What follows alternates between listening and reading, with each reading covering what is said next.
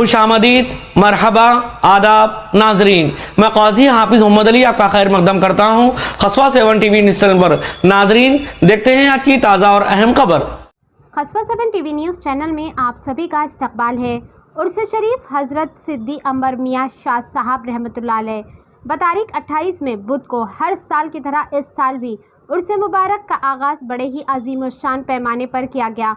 उर्स मुबारक के पहले दिन बाद नमाज इशा गुज़ले शरीफ से आगाज़ हुआ, जिसके बाद हमादी बरदरान की जानिब से रूह परवार आवाज़ों के साथ एक खूबसूरत नाते महफिल हुई। इस उर्स मुबारक के पुरनूर मौके पर अक़ीदतमंद बड़ी तादाद में जमा हुए, दिल मोहब्बत व अक़ीदत से लबरेज हुआ।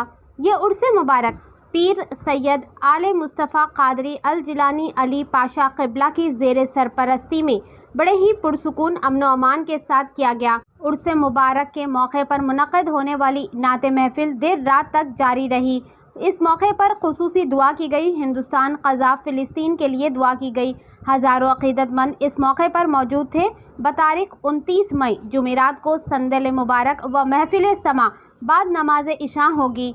इस उर्स मुबारक के मौके पर मेहमान खुसूसी मौलाना सैयद अहमद पाशा क़ादरी साहब, जनरल सेक्रेटरी AIMIM किसी वजूहात की वजह से शिरकत नहीं हो सके।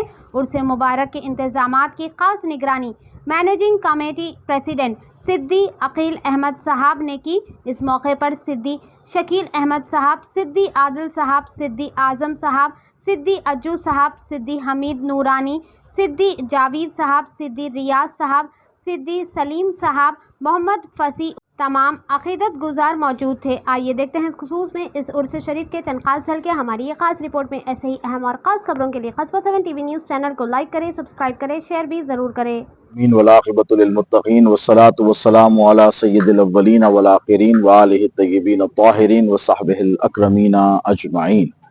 अम्मा बाद क़ालल्लाहु तबारक व तआला फ़िल क़ुरानिल मजीद वल फ़ुरक़ानिल हमीद फ़अऊज़ु बिल्लाहि मिनश शैतानिर रजीम बिस्मिल्लाहिर रहमानिर रहीम वकूनू मअस सादिक़ीन सदक़ल्लाहु मौलानाल अज़ीम व बल्लगना रसूलुहुल अमीनुल करीम व नहनु अला ज़ालिका लमिनश शाहिदीन व शाकिरीन वल्हम्दुलिल्लाहि रब्बिल आलमीन। मुअज़्ज़ज़ व मुकर्रम सामईन व नाज़रीन, अस्सलामु अलैकुम व रहमतुल्लाहि तआला व बरकातुहू। फ़िलहाल इस वक्त मैं हैदराबाद के एक मशहूर सूफ़ी बुज़ुर्ग हज़रत सिद्दी अंबर शाह साहब क़िबला क़द्दसल्लाहु सिर्रहुल अज़ीज़ के आस्ताने बाफ़ैज़ पर हाज़िर हूँ।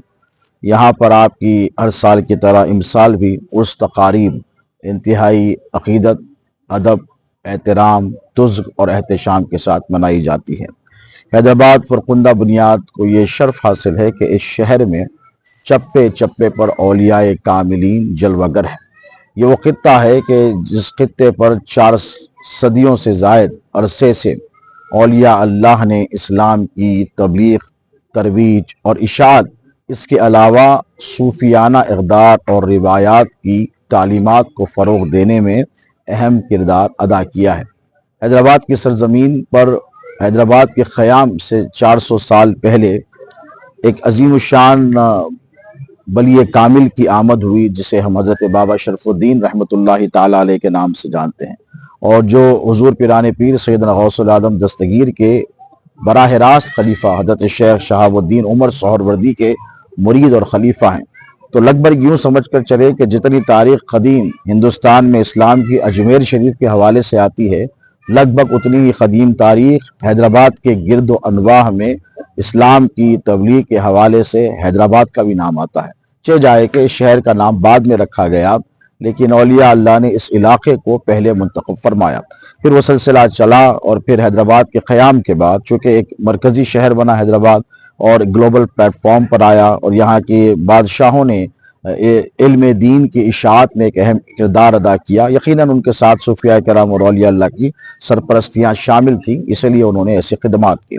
तो ये सरज़मीन औलिया कामिलीन की सरज़मीन है, ये सरज़मीन सूफिया कराम की सरज़मीन है, ये सरज़मीन उलमा की सरज़मीन है, फ़ुक़हा की सरज़मीन है, मुहद्दिसीन की सरज़मीन है, मशाइख़ीन की सरज़मीन है। और हैदराबाद को ये एज़ाज़ हासिल है कि हैदराबाद की सरज़मीन से तरवीज इशाअत इस्लाम का एक अहम फरीज़ा ہمارے بزرگوں نے انجام دیا۔ اسی سلسلے کی ایک کڑی حضرت صدی انور شاہ صاحب قبلہ رحمۃ اللہ تعالی علیہ ہے۔ میں نوجوانوں سے خاص طور پر اس عرس شریف کے موقع پر پیغام دوں گا کہ آپ غور و فکر کریں کہ یہ صرف ولی کامل یا صوفی باصفا نہیں تھے، انہوں نے صرف مصلی تک اپنی زندگی کو محدود نہیں رکھا تھا۔ حیدرآباد کا جو اکنامک ہب ہے، جسے ہم صدی انبر بازار کہتے ہیں، جو پچھلے 100 سال سے زائد عرصے سے 150 سال سے کم و بیش محبوب علی پاشا کے زمانے میں قائم کیا گیا تھا، اور وہاں کا مقصد یہ تھا کہ ٹریڈ کو فروغ دیا جائے، تجارت کو فروغ دیا جائے۔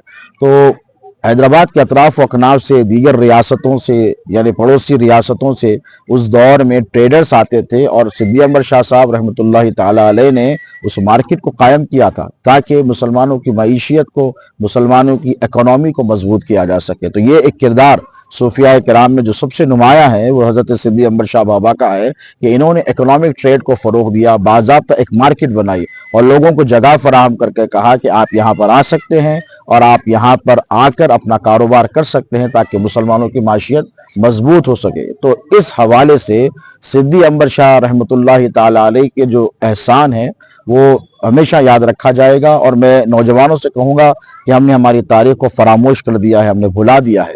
ہمارا جو گلوریس پاسٹ ہے وہ بہت حسین ہے۔